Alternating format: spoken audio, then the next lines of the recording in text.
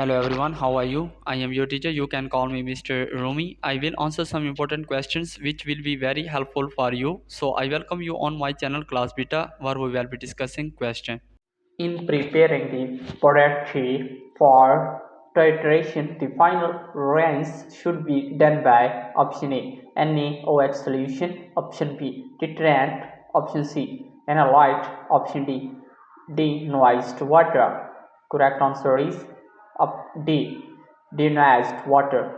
The final rinse of the burette before titration should be done using deionised water to ensure that there are no contaminants or residues left in the burette that could affect the accuracy of the titration. Deionised water is free of fines and impurities, making it ideal for rising the burette to prevent any interference in the titration process. Using deionized water for the final rinse helps to maintain the integrity of the titration results and ensures that the titration is performed accurately.